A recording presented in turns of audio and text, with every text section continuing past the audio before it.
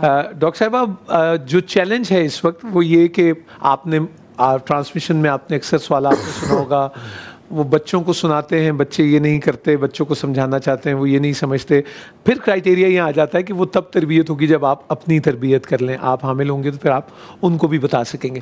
اب جب ہم میڈیمز دیکھ رہے ہیں اور انداز دیکھ رہے ہیں تو اب ہمیں کہیں نہ کہیں جو شاید ہر وقت ہی ایک سویلائزیشن یا جنریشن کا فرق آ رہا ہے، لیکن اب لیپس اینڈ باؤنڈ آگے چلے گئے۔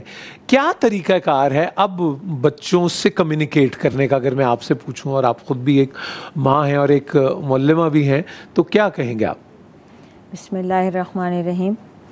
میرے ذہن میں تو وہی آتا ہے جیسے ہمارے والدین نے ہمیں سکھایا ہے، لیکن سیدنا علی مرتضیٰ رضی اللہ تعالیٰ عنہ نے فرمایا کہ ہر زمانے میں جو جیسا زمانہ ہو ویسے ہی تربیت دینی چاہیے، اپنی اولاد کو اپنے زمانے کے مطابق نہیں، ان کے زمانے کے مطابق سکھاؤ۔ تو اگر ہم اپنے والدین والا دیکھیں کہ جیسے انہوں نے ہمیں سکھایا ہے، تو سب سے زیادہ تو انہوں نے ہمیں کوالٹی ٹائم دیا ہے۔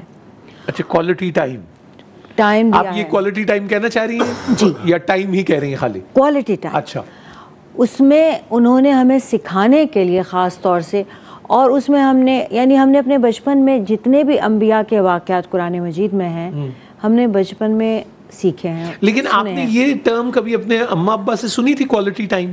نہیں، وہ تو ٹائم ہی ہمیں کو دیتے تھے، ٹائم ہی دیتے تھے، مطلب وہ تو یہ سوچتے ہی نہیں تھے نا کہ اس کے علاوہ بھی کوئی ضروری کام ہے، اس کے علاوہ بھی کوئی ضروری ہے، وہ یہ سوچتے تھے کہ اللہ نے ہمارے لیے ہی ان کو ٹائم دیا۔ ٹھیک ہے، ہمارے پاس چونکہ وہ ٹائم نہیں ہوتا تو ہمیں مینیج کرنا پڑتا ہے، تو اس مینجمنٹ میں ہمارے بچے جو ہیں پھر ہم کیا سوچتے ہیں کہ اچھا اس مقابلے میں، اس کمپٹیشن میں یہ پیچھے نہ رہ جائیں، تو جس چیز کا کمپٹیشن ہے اس کو زیادہ ٹائم دیا جائے۔ ٹھیک، تو اس چکر میں ہمارے پاس بہت ساری جو ضروری انفارمیشنز ہیں وہ رہ جاتی ہیں۔ ٹھیک، ورنہ میرے حساب سے تو جس طرح والدین کو اللہ تعالیٰ نے یہ امانت سونپی ہے، اس میں سب سے زیادہ میں کہتی ہوں کہ کھانے پینے کی تو بہرحال فطری ضرورت ہے، جتنی اس کی ضرورت ہے نا اتنی ہی تربیت کی ضرورت ہے، اتنی ہی اپنے اسلاف سے متعارف کرانے کی ضرورت ہے۔